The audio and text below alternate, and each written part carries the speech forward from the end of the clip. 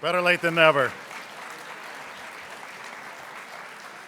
Good evening and welcome to a sellout crowd tonight at the theatre.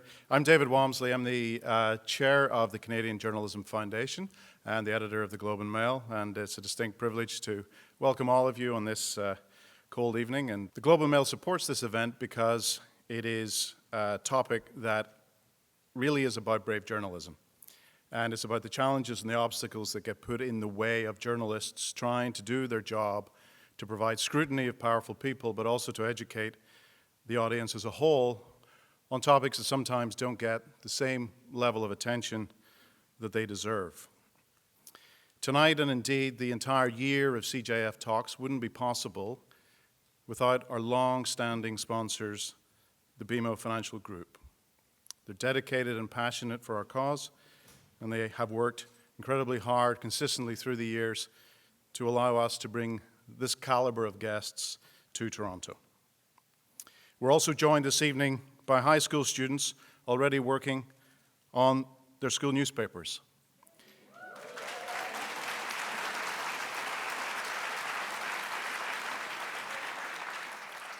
Inspiring the next generation is really what it is all about for the CJF and for me as well as the editor of the Globe. And I want to thank in particular the sponsors of the Aspiring Journalist Program, TD Bank Group, for making that possible, and also our in-kind sponsor, again, of long-standing Cision. In the audience, if you're keen and you're into Twitter, you can hashtag CJF Talk and allow the conversation to go far beyond these walls. Because this is a topic that needs to be heard far beyond what the newsrooms see and what those in the audience are particularly interested in hearing. And it's my pride to say that I work with one of the two people who you're going to spend this evening with. Robyn Doolittle, investigative journalist to me and an author to us all, has just finished her second book, and obviously you saw it on the way in. Had It Coming, What's Fair in the Age of MeToo. Robyn spends her time intelligently thinking about the big issues, and in this book and on this topic, what she's looking at is the issue of consent, not just the headline cases, but the bigger picture, the whole area of justice, and justice often doesn't get before the courts. So it is with particular pride that I welcome Robyn to the stage, where she will hold conversation with our very special guest, Robyn Doolittle.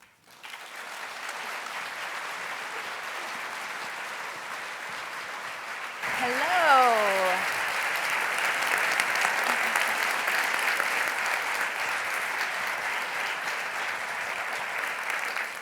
Hello, everyone. Mics are working? Yes. Perfect, great. Ronan Farrow. He's a Pulitzer Prize winner. He's a contributing writer to The New Yorker. He's one of GQ's Men of the Year. He graduated from Yale Law School. He's a Rhodes Scholar. He helped break one of the biggest stories of the last century. And he's here with us tonight to discuss his incredible new book, Catch and Kill: Lies, Spies, and a Conspiracy to Protect Predators. Ronan Farrow.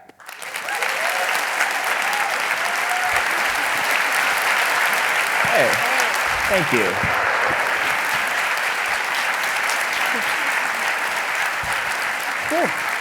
What an introduction. That's a lot to live up to.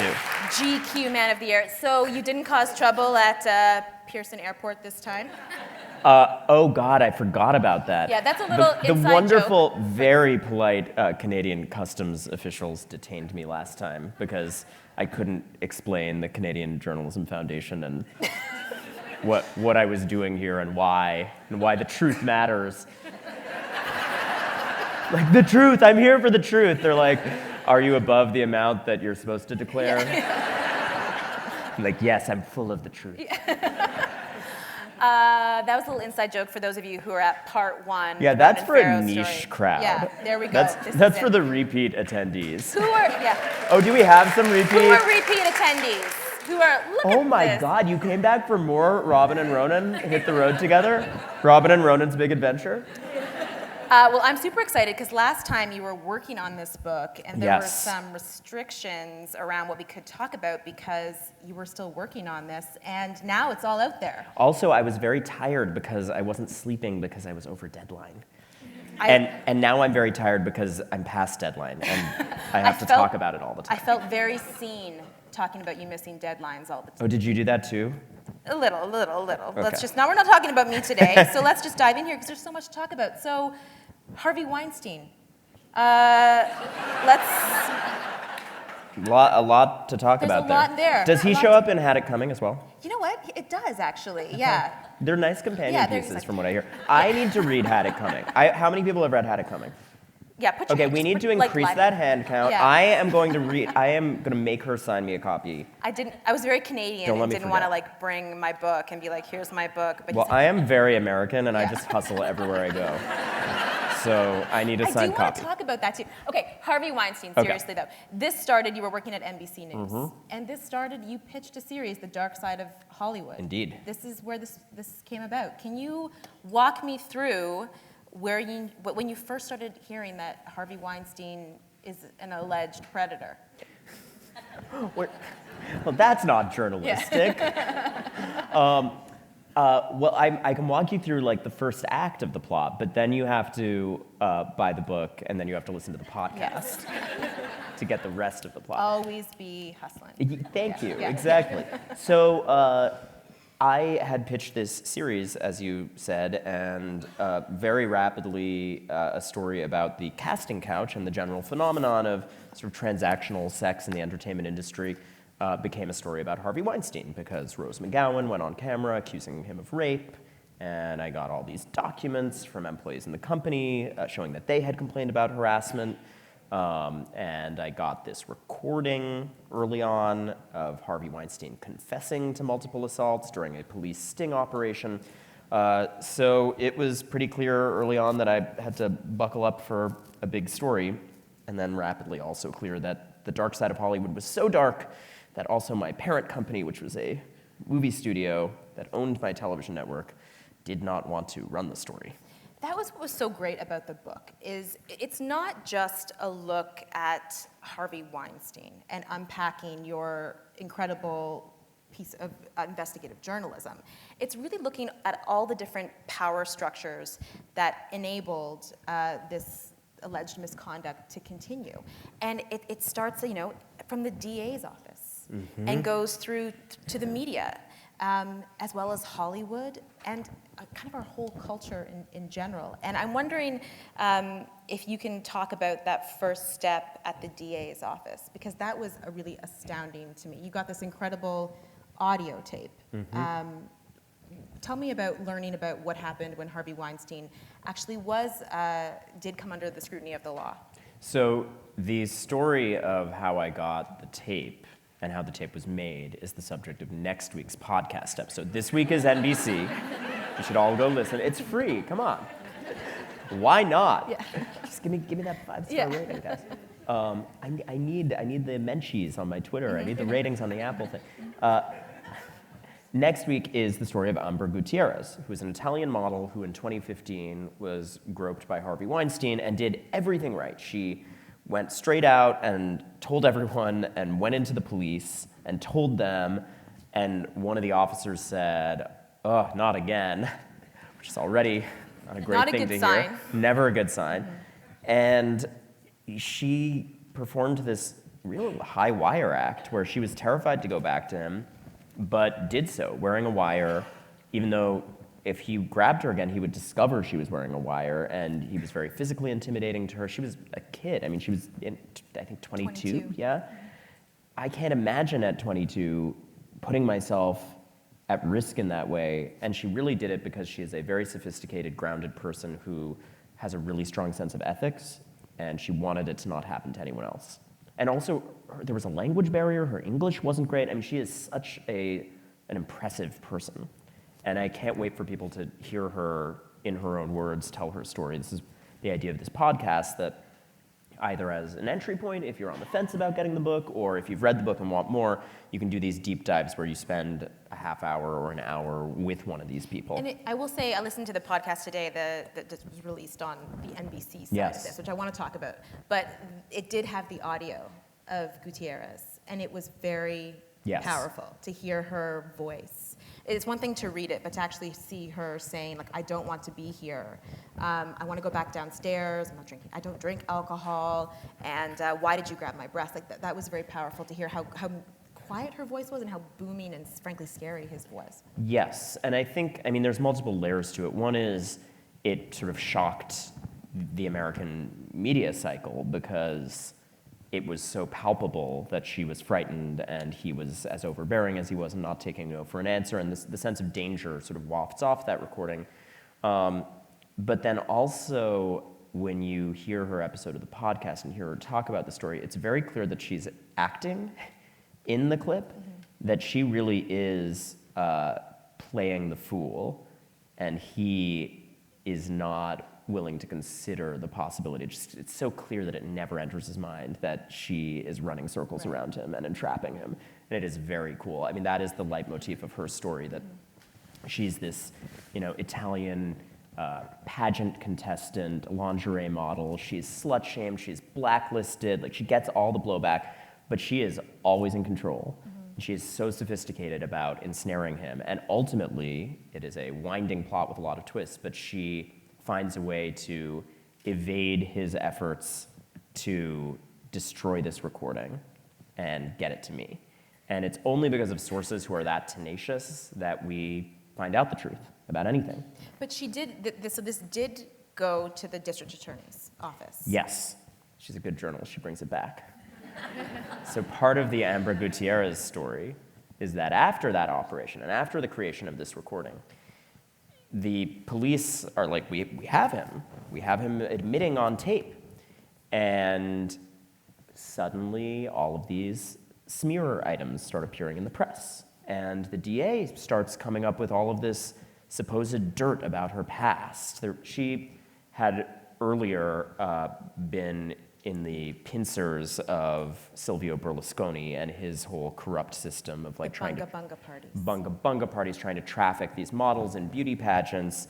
And her involvement was only that she was brought, she says, under professional pretenses to one of these parties, realized what was happening, and then got her friends out of there. But she got smeared as a prostitute and a bunch of other things in the Italian press because she agreed to testify against Berlusconi.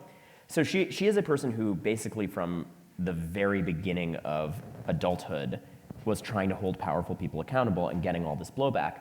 And all this garbage about her from the Italian press suddenly is being handed to the district attorney's office. And when they bring her in to question her, they're not asking her about the confession of guilt she's extracted. They're asking her about her sexual history back in Italy. And she's like, why? What is going on here? And I was ultimately able to piece together what was going on, which is there is a revolving door of people who leave the district attorney's office, and then they need to make a living, so they go to a private investigation firm. In this case, it was a firm called K2, which was founded by Jules Kroll, who's a big name in private intelligence. And basically, if you are wealthy and connected enough, you can buy the services of one of these firms staffed by these former members of the DA's office who will call their buddies at the current DA's office and say, this lady's a hooker, you shouldn't trust her. So it's a combination of good old-fashioned no equity, no equality, different tools for the haves and the have-nots, and plenty of slut-shaming, and the charges went away. It's terrifying to think about that. And then you had this audio And that recording. district attorney, by the way, is still the Manhattan district attorney, Cyrus Vance Jr. Perfect. Yeah. Perfect. That's great. So you have this recording. It is very explosive. It's buttressed by interviews you've been doing with people who've worked with Weinstein, who've seen impropriety or experienced it, and you take it to NBC News, your bosses, you're very excited, you're like, we've got it, let's roll. And then what happens? That's the symbol we make That's the symbol. as journalists. I'm studying Americans. People to America, they do this. That's what we do in America. Yeah, exactly, yeah. Well, what happened is narrated in the words of the producer who sat in the room and watched. in today's podcast. On today's podcast? You have a podcast? Yeah. Have I mentioned, guys? Okay. I don't know if I've mentioned this. Yeah. There's a podcast. Everyone, take a moment, take out your phone, just Take out download your the phone, podcast. Sign up. Did I mention it's free? You bring this material. It's laughable reading this that they wouldn't have because It's not, crazy. Yeah, it's not only. I mean, this gets at the power structures, right? So we've knocked out the DA. We go to the justice system. Gone. Now we're going to the media. This is, where we see MeToo, that we think this is the next line of defense. Yeah. The media. We go to the media. You bring concrete reporting to your bosses that you've been greenlit to go get, and what happens? They stop it, is the long and short of it. They have a very strange reaction. The president of NBC News kind of listens and the blood drains from his face, and he's like, this isn't news, some producer grabbing a lady isn't news. Maybe it's a tabloid story. It's not an NBC story. And then it was, but there's some anonymous sources in this story. There were always multiple named women. And it's just very clear that any journalistic decision would have resulted in them running it. But while this was all happening, it turns out, I was able to document in the end and lay out the transcripts and so forth. They were having at least 15 secret calls with Harvey Weinstein, they being the top 3 executives at NBC News and MSNBC. They were promising him that they were going to kill the story before I was told they were going to kill the story. Ultimately, they got rid of me over it when I refused to take this order to stop. They were telling us to cancel interviews. They tried to do this catch-22 of, well, it's not news and it's not quite enough, and then we'd say, great, here's another woman with an allegation of rape who will go on camera, and they'd say, you need to cancel that interview, oh my God. You can't get the information. You've been told not to go out. You need more information to pursue, but you're not allowed to go out and get the information that you need. Right. So, understandably, this has been something of a scandal in the States. Yeah, especially because, NBC News, after your work in the New Yorker, won a Pulitzer. Right, I took the same stuff they sent away, yes. And a few weeks later and it they was said, well, in he the New Yorker. didn't have it. Right. It's a very awkward situation for you because you were still hoping to work there at some point. Yes, that runs through the book, that I sincerely, this is one of several moments where I had to really be kind of honest and vulnerable about myself. If you've ever been in a situation where you felt ethically compromised in your job, it takes a while for you to come around to, I actually can't work here anymore. And I had been so buffeted by wanting desperately to get the story on air there, getting fired for not acquiescing to this order to stop, and then having them come back to try to damage control and say, we'll bring you back, just don't talk about what happened. And I really wanted to go back. I really wanted to make it work. And Tom Brokaw was calling me and saying, I want to talk about Tom. Yeah, the Tom thing is sad. But, I was tempted. I'm very honest in the book about saying I was just a guy who wanted my job back and was uncertain about my future. And people like Rich McHugh, this NBC producer that we referred to, who is the subject of today's podcast episode. Do we have drinks that we can do? Yeah, can you guys take a shot every time? Really made it hard for me to be as cowardly as I might otherwise have been, because he was as brave as he was and ultimately lost his job and became a whistleblower about this. Because the women in the story were as brave as they were. You talk about sort of the journalistic frustration, which I think any reporter would understand, but think of the frustration of Amber Gutierrez, who we were just talking about, who literally for years had been trying all of these systems. She went to the cops, she got a confession, and then it went away and she suffered and he did not.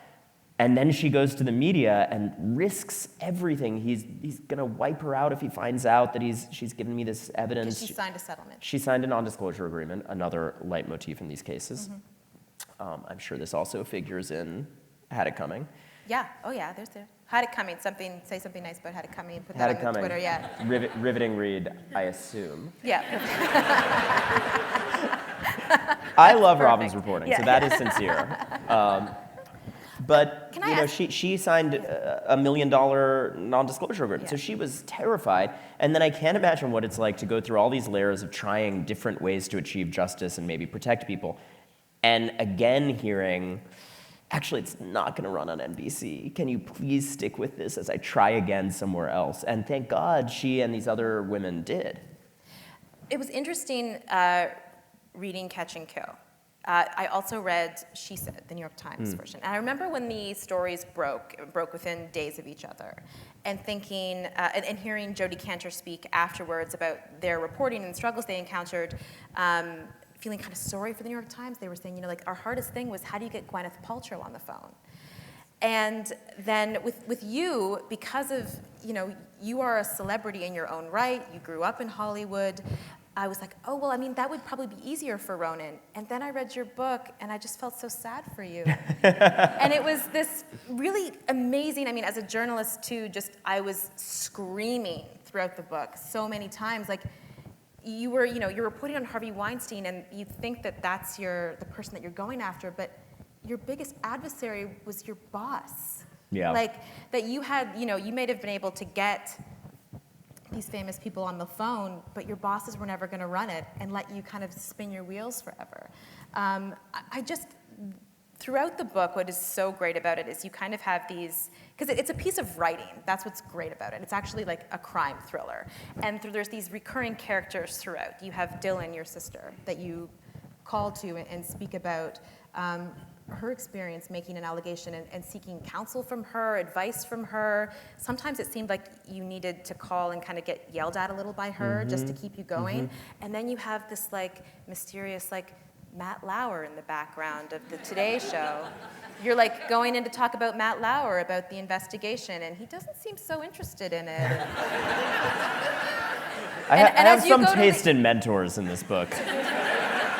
And as you leave, he pushes a mysterious button that swings the door shut. I mean, can you talk to me a little bit, not to get too nerdy here, about the writing? Like, did you plan all of that out in that way? It just happened. Yeah.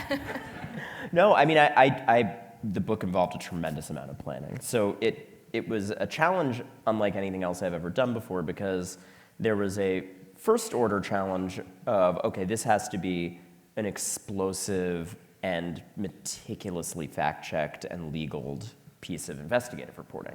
So like, I'm gonna have to make all the enemies in the media world. I'm just gonna have to burn all the bridges, and I'm gonna have to tell this story, because I knew it would intersect with all of these different powerful interests, make sure that every sentence is bulletproof. So I hired one of the senior fact-checkers at the New Yorker, and ran it through the same process that my New Yorker articles go through, where every single word gets scrutinized by multiple parties, and we go to the people involved and say, okay, does this accord with your memory of events?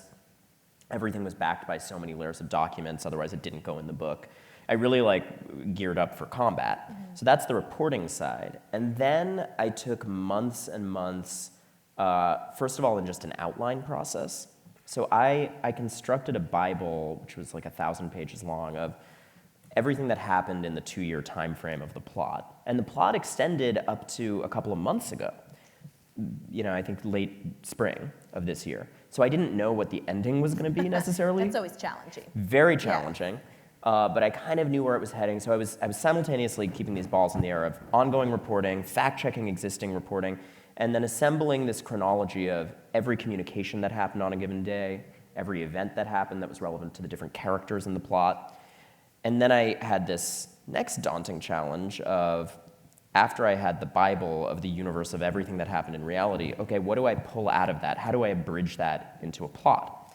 And as I got into that outlining phase, I read a ton of books about structure and articles about structure, and I read all the screenplay writing books, like Save the Cat. It's one of the big ones. Do you guys know Save the Cat? Do we have any struggling screenwriters here? Okay, we got I totally know what that is. Okay, so Save the Cat is basically, there are all these different theories of plot and what resonates with people emotionally, and there's Joseph Campbell's hero's journey, and they all kind of are versions of saying the same thing, which is we like a plot that has a central character who changes in some way over the course of the plot, and we like some ups and some downs and some unexpected reversals. And there are different ways of articulating when those twists and reversals should be.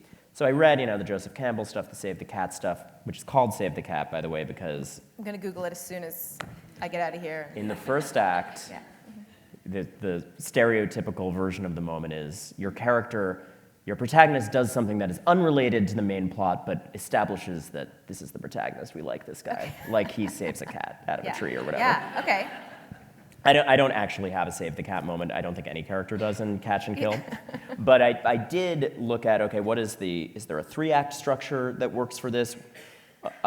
Pretty early on, I made the decision that I was going to do very, very short chapters. They're only like 10 pages long, I think, that end on cliffhangers each time, so that there's always some incentive to roll over into the next chapter. I then, after I had kind of done an outline that I felt was dramatically satisfying, and that is no small challenge because remember, it's not fiction. I can't move around the parts. They have to be accurate and in order. And they can't be deceptive either. Anytime I'm flashing forward or giving you information as a narrator that I didn't have at the time in the plot, I have to kind of be transparent and honest with the reader because it's investigative journalism. But it's fun, it's like you're reading it because we know how it ends, and like you're going into Matt Lauer's office to like ask him for advice, and you're like, no, Ronan, it's a trap! Lisa Bloom. And like, you don't know, yeah, and like when you called Lisa Bloom, you're like, Lisa Bloom, can I trust you? And you're like, no, Ronan, you can't trust her! Do it. And you're like, I do trust because she helped before with your family, and it's yeah. There's a lot of betrayals in this book, and there really is. Do you have trust issues? Like seriously? That's a serious question. When you read it, and you'll see like all of the people that you're going to. I can't imagine the Globe and Mail screwing me that way. Like that would be devastating. I mean, can I imagine the Globe and Mail screwing me that way? They would never. I feel like Canadians wouldn't have it in them to do this kind of a cover-up. Would they? Would you guys? You know, we're You're too hiding polite. below our toques, and we've got plans. But like, do you actually, like, a serious question, going forward in your life, do you feel like this has changed you in some way? Oh yeah, I mean, she's being very good about spoilers. But by the third act of this book, like, you've got people with false identities contacting me, and like all the good guys have become bad guys, and there's like a sexual blackmail subplot. There's a lot going on, and I definitely have profound trust issues. And as soon as I'm done with all of this reporting, Robyn, I'm going to get some good therapy, work through that.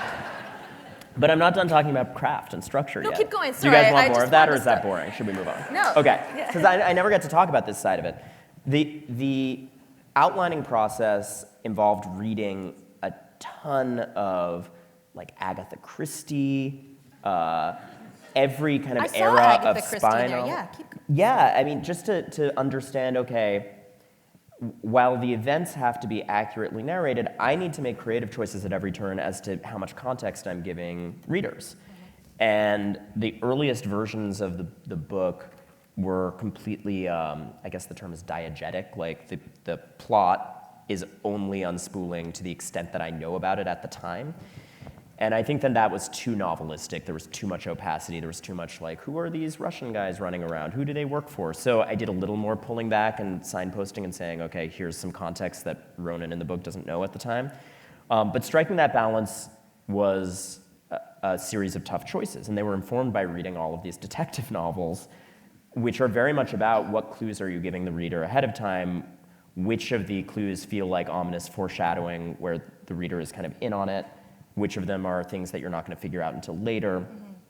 And then for the final phase, which was the actual writing, after I felt like I really had a puzzle box of a plot where I was revealing the right things at the right time, and the character arcs all ran through in a satisfying way, I then read a lot of just prose voices that I like. I read a lot of kind of the postmodernists, a lot of David Foster Wallace and Franzen and Cynthia Ozick, if anyone knows her work, Margaret Atwood. We were just nerding out about Atwood.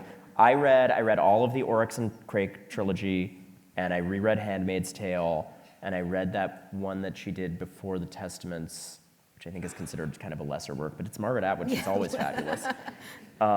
Just trying to internalize voices that I thought were vibrant and unexpected and would be cool influences to have kicking around. It was very obvious you worked hard. Thank you. Right. Thank you. Yeah. Well, I mean, 2 points. One is, as you may be picking up on, this was also an elaborate procrastination scheme. So meanwhile, by the way, like my publisher is calling and freaking out, and my sources are calling. Like, there are actual lives. I mean, I can get the craft as good as possible, but also there are sources who are coming forward with life-altering things for the first time, and they're calling like, hi, Is it going to be next month? Like, what's happening? My whole life is wrapped up in this. And this raises my last point on this, I promise. I was interested to see how the kind of craft side of it would be received. I knew it was a choice, and it was an unexpected choice. I think people expected a kind of a straight repertorial book, and it's not that. It's more dramatic. There's more scene setting. It does it in a way that I hope honors the reporting and the facts, and it is completely truthful because we ran it through the ringer in that way I just described. But it does have a lot of craft and structure to it, and I was bracing for kind of criticism of that never happened, and I'm really grateful people seemed to get it. There was I want to say Slate or Salon op-ed about this, where basically the writer's thesis was, and I obviously selfishly was grateful for this, was what a brilliant thing that he's taken this investigative reporting and packaged it in this kind of cotton candy spy thriller format where it will get to a wider audience than it otherwise would have. And You're sneaking in the vegetables, as I would say. a little bit, and I think we do a version of that in any format. I mean, if you are a good investigative reporter, even in a newspaper, it's a little bit straighter and has less color and emotion than in a book with the kind of narrative arc that I'm talking about. But you're still engaged in fundamentally the same act, which is creatively synthesizing real life into a version that people can consume and that hopefully will be compelling enough that it expands their horizons and their understanding of the issue you're reporting on in some way. So I think that there are different extents of it, but whether you are writing a nuts and bolts investigative story for a newspaper or the book version of that's a little more dramatic, or like the screenplay of that is totally dramatized, it's all different versions of the same act, and we understand reality through stories. There's just no way around it. And I think, not to come back to, I'm really like transfixed by this NBC problem. It was just so crazy. Me to too. Me. There's a scene in the book when, by now you've been fired by NBC, and you are now working with the New Yorker to get this out. And you know the New York Times is closing in on you. And you're sitting in a cab, and you're crying. Yeah. And talking to your boyfriend, Yeah. now fiance. Yeah. And Thank you. another little nugget there, enjoy the book, it's covered, it's really cute. And you're in the cab and you're crying, and you're going through that moment that I can just, so you're like, I'm glad it's, because if the New York Times story is exactly what your story is, then it's over. It's not over. But I didn't know what they had. You've risked everything. You've risked your whole career. NBC gave you a million outs. Like, just stop reporting on this. We're gonna, like, you will be a star here if you just drop this. And you kept going with it. And you lost your job, and the New York Times is coming out, and if their story totally takes everything you've got, then you get nothing for it. And you're like, I'm glad, that it's coming out for the survivors, but you're talking like, a small part of you is also like, damn. And I'm like, you don't have, like, that is awful. That's devastating. Can you take me there, that moment in this cab, and the New York Times story is coming out soon, and I think it's raining. Maybe I added in the rain, but there's a lot of rain it was in Catch and I Kill. felt like it was raining. There's, the earlier draft that I described that was longer and more novelistic actually had more rain in it. You can put that out as a separate podcast. If this was like a J.K. Rowling, like the 1,000-page world of Catch and Kill. Yes, totally. Okay, but back to the cab. You're in the cab, The you're crying. unexpurgated edition. All of the Action. rain fact-checked, too. Yeah. Like, that rain really happened, and it just felt like a crime to me to have real-life rain that I didn't use for dramatic scene-setting effect. Yes, and then, of course, like, reporters read the early drafts, and they're like, there is so much rain. Why are you always reporting in a rainstorm? Does a rain cloud just follow you around? I'm like, it rained on those days. I have pictures. Here's the rain. And they're like, it doesn't matter if it's true. Cut some of the rain. David Remnick was one of the people who, God bless him, read, like, I think a 600-page version of Catch and Kill, and David Remnick is the editor of The New Yorker, very brave guy, and was the guy who ultimately got the story over the finish line, so he's kind of a heroic character in it. And he just did not get the spy novel of it all, even slightly. He's such a brilliant journalist. He was like, there's so much rain, and... Have you talked about rain on your book tour at all? No, this is the first. I'm glad we broke ground here. Yeah, this is a scoop for Robyn Doolittle. The cab. So the cab scene was Back to the cab. one of the many. I can't remember if it was just overcast, but certainly it was an overcast moment in my narrative. Yeah. And it's another one of those moments where I felt like I had to be self-aware and self-deprecating and just go all the way in terms of describing my own pettiness and Not my petty, own but yeah, I concerns. felt for you there. Yeah, I mean, it's tricky because obviously what I went through is much less traumatic than what any of my sources went through, but part of the plot in the book is me deciding to write the book, and that involved a realization, partly kind of goaded by good journalists who kept grilling me about this in the press, that the story of what journalists go through, and I profile a bunch of them in the book, is important too, and that the free flow of information in our societies is really important to upholding our basic rights. And when our most storied media outlets interrupt the free flow of information at the behest of powerful interests, you rapidly descend into a kind of police state agitprop environment. And there's a great character in the book who is involved in this international espionage operation, is one of the guys chasing me around, who grew up in the Is this final. Igor? This is Igor. Podcast 1, everybody. Wow, she knows. Episode 1. She knows. He grew up in the final days of the Soviet Union in what is now Ukraine, and experienced like a true police state, oligarchs controlling the media kind of environment, and is very conscious of that as he is assigned to hound journalists and secretly ferret out their sources and intimidate them. And he has such an interesting arc over the course of this book where he starts to develop ethical compunctions about this because he's an immigrant and he believes in the free press. Like, that's part of what makes America great to him. And he feels like it's under attack, and he's a part of the attack. It's fascinating. It was totally fascinating. You're getting it, so the spy side of this book, you have these shadowy figures you're always feeling followed around. Before we get to that, you mentioned other journalists. Yes. Other journalists had tried to crack this story before, and it never got there. They didn't get the people, or there were these elements, these shadowy figures kind of turning up as they were doing their work, mysterious tips or people offered. Can you tell me about, and you phoned them, which I thought was Yes. awesome. It's such a, like, it's funny, in print, I don't know if we would have, Have you ever done that? no, I don't think so. That was really interesting to me as a print journalist, reading you as a broadcast journalist, Yes. and how you approach things differently. But I don't want to get sidetracked from my question, but I do want to also talk about that. Which one do I go with? Oh God. Well, the fellow journalist point is, while you meditate on what your next question is, Yeah. is The other fascinating, and will be actually an episode of the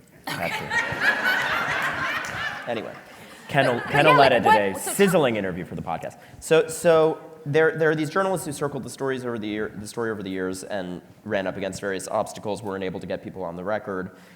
And you're making me reflect on a point that has actually never occurred to me before, which is maybe it is my background in broadcast news that has created this odd facet of now several of my stories where, like, I just pick up the phone and call fellow journalists. And one of the themes in the plot is there's this incredible kind of surprising generosity that these other reporters show. Yes, and they're like, get this out.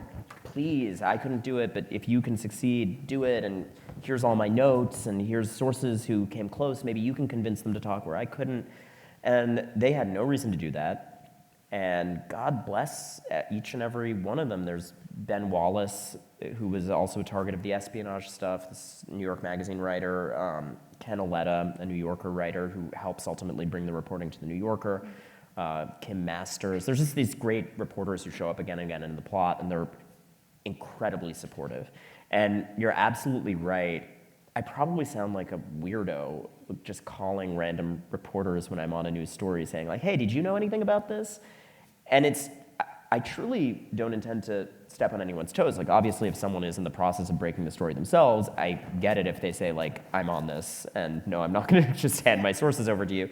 I might say the same thing, but I also try to remind myself for when I get a call like that, like, I was helped so much by people sharing. But no, I mean, like, in terms of the broader goal of journalism, and not like it's just not one news outlet fighting the other one to the death, it just occurred to me, like, oh my God, like, that was brilliant. And especially, like, this isn't someone trying like a year before. This is years and years before, and they were dealing with some of the tactics that Weinstein Yes. eventually employed on you. So let's go there. Let's talk Spies. Like, you were feeling like you were being followed. Mm-hmm. And you were being followed. I was being followed. Again, the therapy bills that are coming your way. Yes, I need to get some recommendations. Yeah.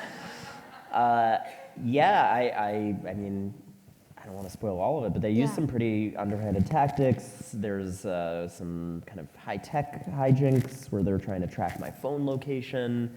There's a lot of cat and mouse stuff where they're following me around New York, and ultimately I'm able to unravel who's following me, why they're following me, get the contracts that kind of document the whole operation. Mm-hmm. But there's multiple crazy layers to it. So there were these subcontractors who were kind of this, like, Boris and Natasha, very, like, Russian accented two guys who are funny characters. And then there was also the sort of more sophisticated operation of the people who hired them, which was this Israeli firm, Black Cube. And they specialize in various forms of deception. They sent out these secret agents using false identities to kind of insinuate themselves into the lives of sources and reporters. And one of them becomes best friends with Rose McGowan, this woman, Diana Phillip, who's a wealth manager in London who's passionate about women's rights. None of that is true. She's a trained actress with an Israeli military background, working for Black Cube and secretly recording Rose McGowan and sending those recordings back to her rapist, which is like a classic thing you don't do to your best friend. Yeah, no. That's a good tip you can take to the bank tonight. Don't assume a false identity and gaslight a rape victim. Yeah. But so, I mean, going through this and having guys follow you, what is with Igor, who suddenly has this, like, I almost didn't believe it, like he has a crisis of conscience about the press, but he has risked so much, and he's put his name out there. This is one of the guys tailing you, has put his name to this, gone public, and said, yeah, he was asked by, contracted by Black Cube to do this. And he's kind of doing his own detective work over the course of the plot, trying to figure out who the client is, who he's being hired by, why reporters are getting followed. And this is, I mean, the strength of the book is looking at the systems that are keeping these people in power. So if I can switch to another one thing that was interesting, the first time we spoke, we were talking about your book, War on Peace. And when I remember I was reading War on Peace, there's a section where you're talking about that I've interviewed every living Secretary of State. And Hillary Clinton was a tough sell. She didn't want to do this, which I thought was odd because you worked for the State Department and you know her. Yeah. And she wasn't interested in talking to you, and I thought that was very odd. And then you were reading this book, you're like, oh, because you were calling her trying to get an interview about Weinstein. Yeah. Which she agreed to, and then she found out that I was reporting on Weinstein. And I mean, I cannot make any assumptions about her state of mind except to lay out the facts, which is her people called and said, we know you're reporting on Harvey Weinstein. That is concerning. And then suddenly she was very, very busy at a time when she was giving interviews to everyone to promote her book. To a person that she knows. Yes, to a person that she had already agreed to give an interview to. Yeah. So it certainly, I include that because it felt to me at the time very much like yet another crank of the dial in the direction of me being radioactive. I guess I should have gone for a Geiger counter metaphor there. You get it. I was becoming increasingly not someone that these powerful people wanted to associate with because I was going after their centers of power and support. Hillary Clinton relied on Harvey Weinstein for many years as her big Hollywood bundler. He's a big donor, big ally. She's described him as a friend. And look, Hillary Clinton gets a lot of sexist BS. Like, she gets a lot of groundless attacks. But I think that this actually falls into the category of quite legitimate questions where, first of all, there are now multiple people who have gone on the record saying, we tried to warn Hillary Clinton and her campaign. Lena Dunham warned her. Lena Dunham has said that she, years prior, said, Harvey Weinstein is a sexual predator. Why are you using him as a campaign surrogate? Tina Brown also said that she warned the campaign. And Hillary Clinton does manage, I know this having worked for her, by proxy. Like, part of her whole approach is that she insulates herself by never getting her prints on things directly. Like, is it whispered in her ear or not? But honestly, Who else does that? I think it's a pretty common technique. But here's the thing, it doesn't matter really, because if indeed we are to buy the idea that all these people were warning her about Harvey Weinstein and it just never got to her, like it was one step away from her this whole time, then that is a massive failure of her system. Like the buck has to stop somewhere. And she should have set up her shop in a way where allegations of sexual abuse could get to her. And I am very sympathetic to the fact that she was placed in a difficult position by these revelations. I'm very clear in the book that, we don't know actually what she says at all, but her folks who raised this with me say it's all a coincidence and it had nothing to do with her, and she just sincerely got busy at that point. But I do think it is noteworthy how political allies of Harvey Weinstein's were very slow to come around to the idea that maybe he should be held accountable. And she actually, in the months after that conversation I had with her comms person, where he's like, we know you're reporting on Harvey Weinstein and allegations of rape, and we're concerned about it, she and her team continued to work with him on a potential documentary deal, which then, by the way, intersects with the NBC plot. Well, I'll stop spoiling the book. They've already got the book, but Yeah, but I want them to read it. No, that's true. They gotta, I just want people to buy read it. about it, you gotta tweet about it, you gotta tell people to listen to the podcast, if you feel so moved. But I think you will. How important is it that Harvey Weinstein had these political relationships, in Hollywood? Noah Oppenheim, am I saying her name? Yeah, that's his name. Was had a side gig, wanted to be a Hollywood screenwriter. Yeah. And he's like presiding over whether NBC's going to take down Harvey Weinstein. Yeah. How important were those political connections, I think, in this story staying buried for so long? Hugely important. It's the classic story of power corrupting. And, there's a combination of things going on. There's, ultimately, I uncover all of these secrets that NBC had, which were enshrined in corporate and legal practice. And, I get a paper trail on the things that they were concealing. And I'm able to document the way some of those things were held over them. So there's a kind of a very specific plot that played out here where people's secrets were leveraged in various ways. But then also there is a baseline of attitudes about this issue. All these decisions were being made by an all-male chain of command and men with a very particular set of views on women. One of the things I unearth is, Noah Oppenheim had all of these misogynistic writings. Wrote articles while he was a senior at Harvard saying, women are asking for it when they get assaulted at frat parties, and they love to be pumped full of alcohol and preyed upon. That was one of the scream at the book moments. Yeah, kind of for me too, because I had, this was a friend and a person I respected and a boss, and I had no idea that he had these very particular views, and I'm very careful not to overblow that in any way and to say, look, these are college-age writings, although I certainly was, pretty fully formed by that final year of college and was not writing things like that. But, people might change, they might evolve. But it's relevant in this case because he didn't change and evolve. He's saying the same kinds of things about women and about this issue in the rooms that I'm in where they're making the decisions about the killing of the story. Mm-hmm. So there's the attitudes about women, and it shows up again and again. The head of the investigative unit Googling pictures of Amber in underwear and kind of going whistling and saying not bad. There's this, it's stuff that would be innocuous out of context, but you start to realize how much these little things inform the big news judgment decisions. Mm-hmm. And then finally, to circle back to your point, there is this additional layer of just your garden variety corporate cowardice. And when you have big moneyed media companies with a lot of tendrils in a lot of different worlds, including in this case where it's literally a movie-making company that is making these decisions, you very rapidly run into conflicts of interest. And people who are sitting in Burbank and have a lot of interests, not just a news division to worry about, saying why would we bother doing this huge fight with this movie mogul who probably is never going to be taken down and is going to make all sorts of trouble for us and is threatening us. Partly it's also a decision about expedience, and nobody thought it was worth the fight.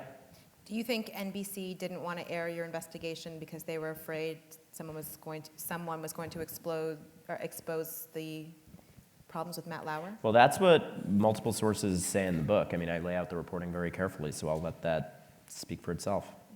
One thing I thought was interesting, too, kind of going back to an earlier point I made about your unique position, being someone from a famous family. You write in the book talking about, like, you're very aware that you're a man reporting on issues. But you're also someone who has had a loved one come forward and talk about being molested. I mean, how did that inform your reporting as you were going through these really difficult interviews?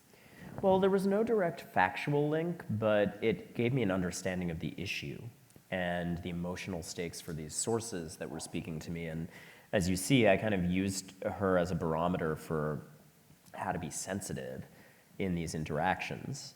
And so it was hugely significant. And here again, it was another case where I felt like I had to be honest about myself. And that was me, not you. Yeah, I was like, whoa. I do fidget with my hair sometimes. So.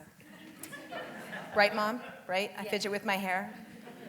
Oh, yeah. Your mom is here. You must be so proud. Yeah. What's your mom's name? Patty. Patty, Hi, Patty. Congratulations, you did a great job. Yeah. She's so cool. Sorry, I was asking. So cool. Yeah, I was asking you something serious though, about like because there is this wonderful moment. No, it's not wonderful. Take word back. This awful moment when the investigation is kind of falling apart and you're thinking back to you because you keep kind of coming back to conversations you had with your sister. She feeling she wasn't supported enough and letting her down and letting down your sources. And again, like that's a writing technique that you used, I think, throughout. But I mean, can you talk about that a little bit? That must have just been weighing on you the whole time that you were doing this investigation. Well, I don't know how cognizant I was of that particular link. I mean, I was so driven and had blinders on and was so embattled that I didn't really have time to philosophize about it until much later. And then obviously in the process of unpacking, like what are my motivations as a character in this book, I had to think about, okay, my guilt about my sister and these conversations I had with my sister. And I do think that it was of some emotional importance to me that I had this evolution that I trace over the course of the book of telling my sister to shut up, wanting the problem to go away, asking her why it was worth it. You know, she was going up against this powerful guy, and it came back on the whole family every time she did. You know, why bother? And then ultimately realizing that she was doing something really brave and significant. And I thought being honest about those foibles of my own would be something people would understand, because so often the entire society goes through that, just wanting sexual abuse to go away, wanting it to be swept under the rug. It's like you perfectly segued where I want to go here, which is the now what. And something that I write a lot about is basically what do we do as we are evolving in this moment? And if we realize that someone has done harm, what do we do with them? How do we acknowledge our own rape myths and stereotypes? Or, you know, thinking that, you talked about an evolution of yourself going through. Tom Brokaw was a mentor to you in this, and he was ultimately accused of sexual misconduct. And you write something that I thought was so great. You're like, because they were historic allegations. And looking at Tom Brokaw and be like, so is he canceled? He didn't use these words, but is he canceled now, or is he part of, I think you were something like a news culture at the time that this was just normal? Yes. And what do we do in those situations? And I don't know, I'm curious your thoughts on this question of what do we do with people who have maybe committed harm in many years ago in a different era?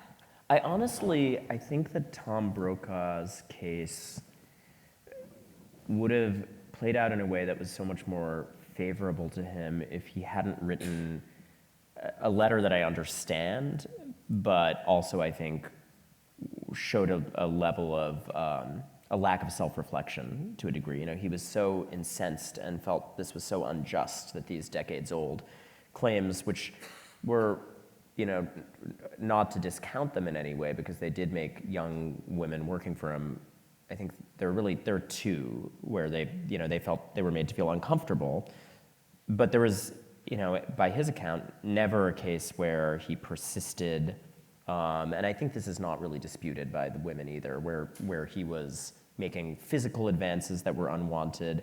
I mean, his argument in this sort of enraged letter was like, I basically, slightly more than looked at people the wrong way years and years ago. And of course, the truth is in between. I also talked to one of his accusers in the book, Linda Vester, who did a really brave thing talking about the problems in this culture and continues to do a brave thing talking about the problems at NBC.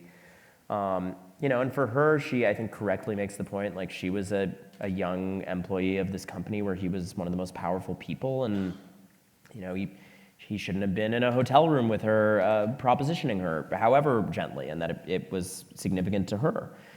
And I think both things can be true, that he can feel, indignation about the fact that the moment has created this situation where his legacy is now tarnished by this. And also it can be true that he was a part of a culture that did sincerely make women feel uncomfortable routinely, and that did sincerely create impunity around these larger-than-life figures in the news business.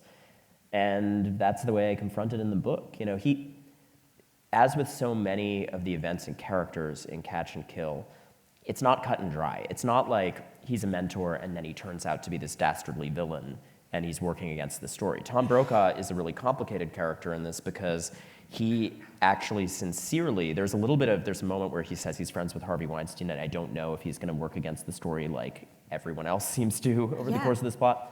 And he doesn't. I mean, he really actually, he is one of the few. He's like the one guy that didn't, He's the one guy who stands up for the story and objects to the executives and is, sending me messages urging me to keep going and saying that it's this self-inflicted wound that NBC won't run it. And, he's outraged about it as a journalist and does the right thing, and yet also had these things in his past. And I think that for that particular type of allegation that he was dealing with, if he had been more self-reflective or like run his response letter by a feminist or two or something.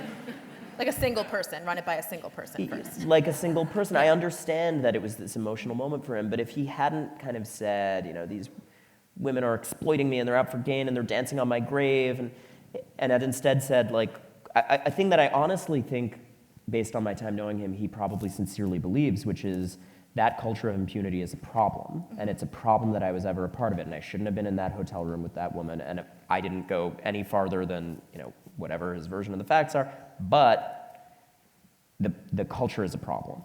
If he had acknowledged that, I think that, the reaction would have been much more favorable. You write, there's a couple of moments in the book that I thought were just so strong where you get into the gray.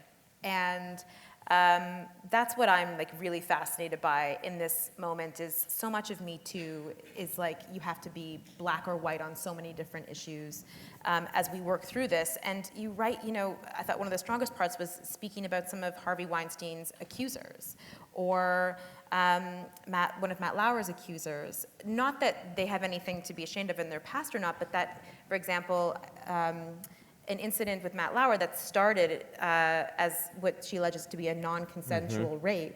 She acknowledges she had sex with him afterwards. She felt trapped, the power imbalance, but it's messy. And as journalists, I think in the past, sometimes we've wanted she doesn't quite fit the bill of exactly what the public's going to believe, so we can't take those stories on. And that really seems to me is something that's changed, which is great. Writing about that, and doing your reporting, how much did you have to, figure out how to put all of that out there? Just trusting people to understand complicated fact patterns. And I really get frustrated by a media climate that so prizes black and white sound bites and partisan spin, So I say this detailed fact pattern of, Hillary Clinton's flack called and said, we're concerned about the big story, wink, wink, and then suddenly this interview is off the books. And I say, that's significant because it just shows this subtle point of powerful people around Harvey Weinstein had their backs up about it. And then, the next day, that's a Breitbart headline, like, Hillary Clinton killed the Weinstein story. And well, that's not supported by the facts. That's a different point that isn't true. And most of reality lives in these subtleties. Tom Brokaw was credibly accused of these things which shouldn't be dismissed and were part of a culture that victimized people in significant ways. And also, he was one of the big supporters of the story. Asia Argento was one of the first actresses to go on the record about Harvey Weinstein, and then later paid off a 17-year-old boy who alleged that she had sex with him at that age. And I think the only way to confront those situations is to lay it all out. I mean, that's what I do in each of those cases. It doesn't mean she couldn't have also been victimized by Harvey Weinstein because of this. Well, not only can both things be true, but that is a common phenomenon. That people who suffer a lot of emotional turmoil because of an assault like this, become both victim and aggressor. I mean, that is a known psychological phenomenon and would not be surprising to me. You have people talk about the settlements, feminist icon, controversial icon, Germaine Greer, who says, when this was all breaking, kind of criticizing these women for taking settlements, and how do you take the money and then complain about it later if you got the part or whatnot. And I thought that it was really interesting, your interviews with these women who signed settlements and just the total anguish that they felt. Yeah. And how it was, there's really no other option for them. He's taken away their ability to earn a living. Can you take me to sitting across the table from someone who has had their voice taken away and now they have an opportunity to get it back, but potentially at a huge financial cost? So lawyers who rely on these kinds of secret settlements for revenue, like Lisa Bloom or Gloria Allred, make the argument that they're supporting survivors of sexual violence by facilitating these settlements that deprive them of the right to speak about it. And theoretically, that sounds great. Not everyone wants to come forward to the press or to the justice system, and this is a way for them to get something out of it, and we don't want to deny them that right. And all I can say is, anecdotally, I have seen very few cases where that results in someone feeling happy walking away with their payout, and many cases where someone is anguished about it. And the ramification of it that you can't put blinders on, no matter how sensitive you are to the situation of any person who chooses to sign one of these agreements, is that predators stay in positions of power and can strike again. When you have repeat offenders who are using these agreements to conceal criminal activity over sometimes many years, people are literally getting hurt as a result of those legal structures. So my approach in the book, here again, it's about laying out all the complexities, is to never judge the sources I've worked with who did sign these kinds of agreements. I make it really clear that very often they felt cornered into that.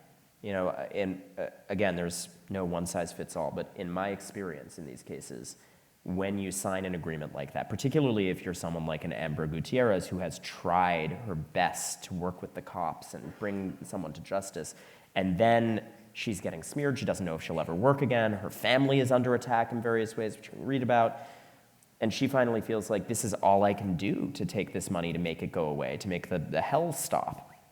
And there's all of these lawyers that invariably descend on a person in this situation and are nudging them further. These, in some cases, much older men saying, this is your only option. And so I completely understand why someone would do it. And I think I return to Amber's case a lot because she's honestly the example of probably how I would do it. Take the $1 million and then just breach that thing immediately. Which is so scary. That's not to belittle what she did, which took this titanic risk. But that's what people should breach them if they have them. Has anyone been sued, or No. has anyone gone out that you know of? No, they're so, and I'm never cavalier about it, and I would never say to a source who's grappling with this decision, oh, you should just not care. Of course, you should seek legal counsel, and you should make a decision carefully. You should care, but not. You should care, but you should also care about the information getting out and about protecting other people. And, it's not the end of the story when you sign one of these agreements. One of the revelations of the last few years of tough investigative reporting, not just about sexual abuse, but across the board, is NDAs are very hard to enforce.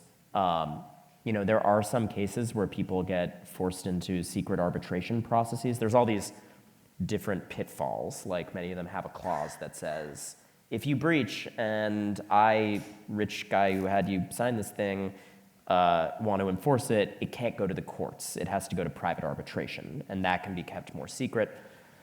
But the reality is they're still labor-intensive to enforce. They still open up more avenues for public exposure. Even if it's an arbitration process, it can leak and people can report on that. So the answer is, we have seen some cases, for instance, it's been disclosed now that Omarosa is in secret arbitration processes with Trump for the stuff that she's revealed. But did Omarosa just get a chuckle there? Yeah, it did, yeah. Is that the Canadian reaction to Omarosa? Omarosa. You know what? She was smart, though. She was smart. You had a bit of Canadian accent there. She was She smart. was smart, though. She was smart. Yeah. But I think that cases like that actually are far outweighed by the great quantity of cases, including all of the ones I've reported on, where people have simply not enforced these agreements. The Fox News agreements didn't get enforced. NBC, subsequent to my reporting, has now said they're going to let women out of these secret settlements that they had, although there's some catches there that are preventing women from going back to them. They said they have to go and ask permission for them to be released from the agreements that they previously denied existed. Progress. Baby steps. But overwhelmingly, yes, people are deciding not to enforce, and Harvey Weinstein didn't enforce any of his, and it's a whole nightmare to actually try to enforce this kind of an NDA. I'm going to I have a couple audience questions. I think I'm over time. Aren't I over time, Natalie? You're going to get a hook on me. No? Okay. Just start playing us off. Exactly. We'll just sit up here in the dark. So I have some audience questions for you. Let's do it. Are they're actually from this audience, or are they from Twitter? Because if they're from Twitter, they're probably I don't think they're from Twitter because there's no spelling mistakes. So I think they're real. I'm going to probably mispronounce some names. I'm really sorry. But here, let's go right here. Obviously, your story in Catch and Kill seems perfect for a thriller film. Have you been approached for a film deal? If so, which actor do you think should play you? Grace Egan. Thank you, Ray. Is Grace in the audience? Grace. Oh, yeah. Hey, Grace. It wasn't from Twitter. That's why it's not racist. See? Yeah. Thank you, Grace, for not being racist. Or sexist or whatever. Yeah. There were kind of all the things on Twitter. My Twitter mentions are quite lit. Don't look at Twitter. No, one should never look at the Menchies. No. If I can give you one piece of wisdom, Yeah. do not check the Menchies. So, yeah, I have been approached about adaptations, and that is very flattering, obviously. And I, have taken some meetings about it because if as an incredibly cool director who I admire wants to talk about it, yes, please, absolutely.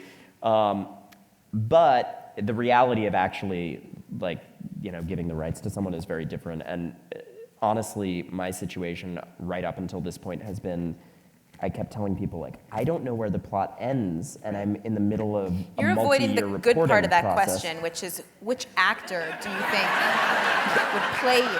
I'm a no fun person to ask this question because I'm so It's in just it funny. and nuts It's and bolts. hilarious. Who is going to play you? Well, there are a lot of usually Twitter the journalists you level suggestions. up in you know what I mean?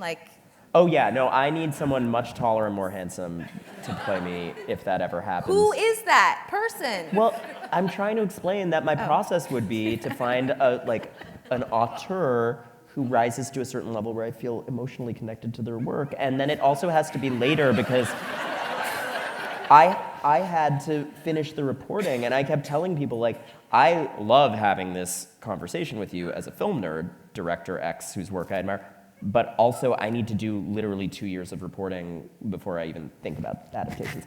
And then the casting thing, that's a director decision. It's a no fun answer.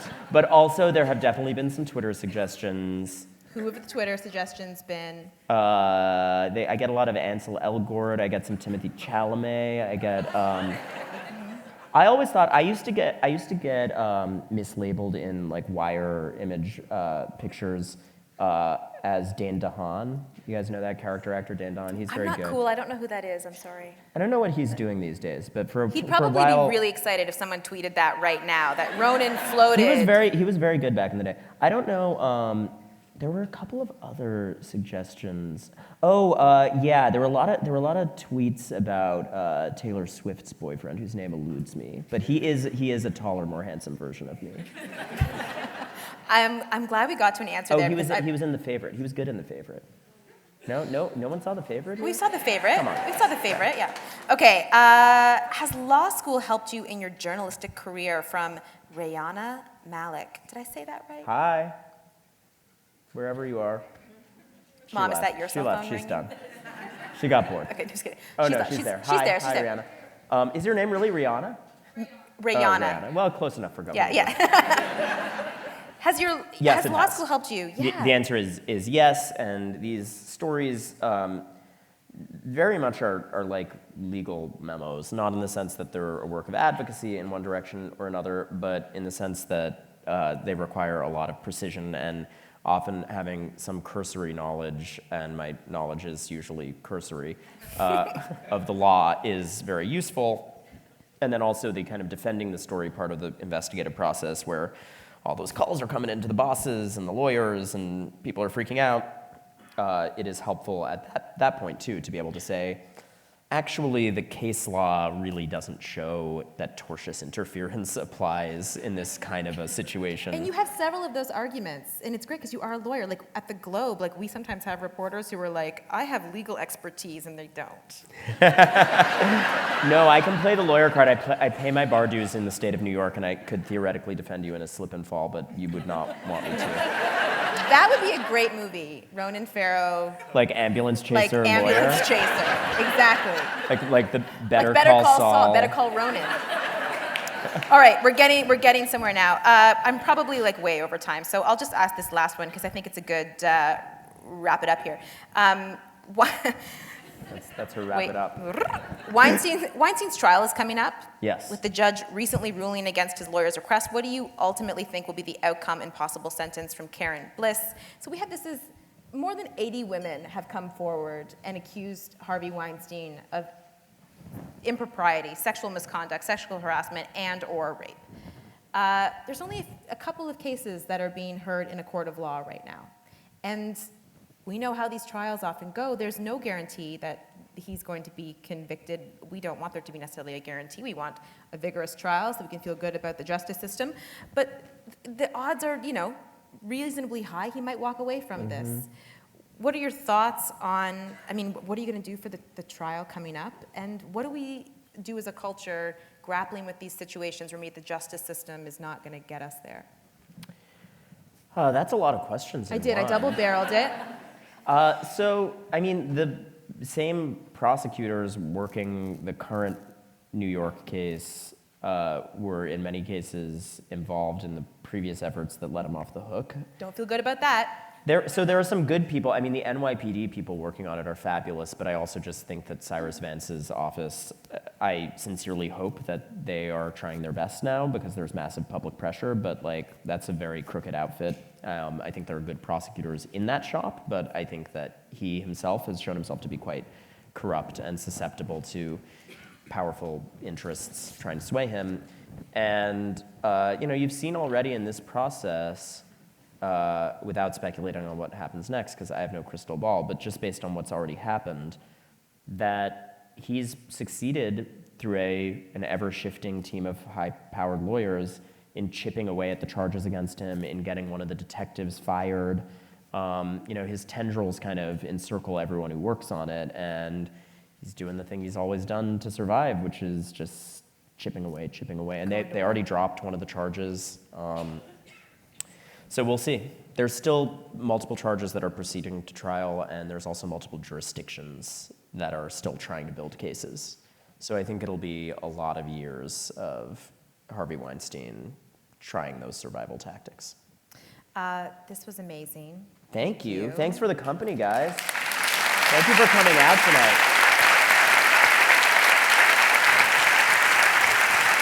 What do you think? Same time tomorrow?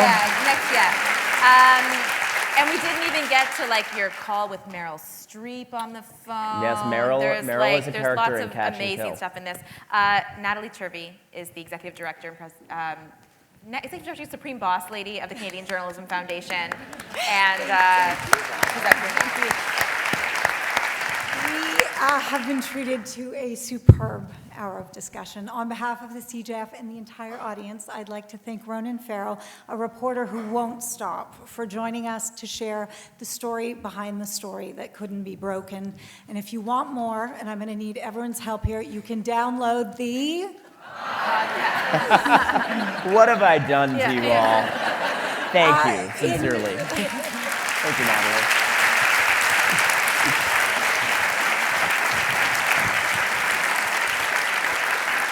In 2018, we had the pleasure of honoring Ronan with our highest award for being unflinching in his work, for having the courage and the tenacity to listen to and believe the women who came forward and who are at the center of his story. Ronan, we hope you never stop. We hope you eat and you get some rest.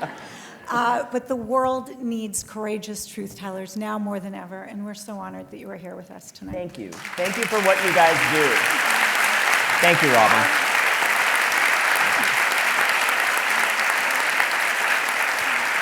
And our thanks to one of Canada's most intrepid investigative journalists, Robyn Doolittle, who's been relentless. Buy her book too. She has been relentless in her work addressing challenges around consent culture and sexual politics, and she is a gift to have on our stage leading this discussion tonight. So to Ronan and Robyn, thank you again.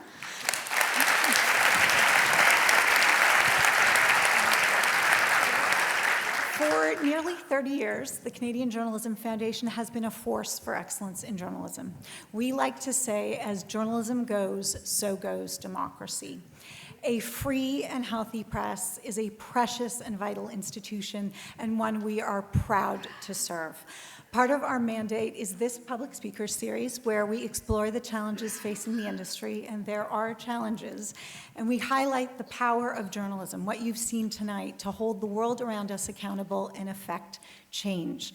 Our thanks to our wonderful media partner, the Globe and Mail, for their support with tonight's event, and to BMO Financial Group, our J-Talk series sponsor. Our work would not be possible without the dedicated and generous support of our sponsors and all of you who are here tonight. Through your ticket proceeds and your support of this event, we can continue to advance the dial on news literacy in Canada. We can offer valuable fellowships for Indigenous journalists, journalists shedding light on women's equality issues, and opportunities for emerging investigative journalists, the next generation of Ronan Farrows and Robyn Doolittles. So thank you for being with us to support truth and quality journalism, and we look forward to seeing you at our upcoming events in the new year. Thank you.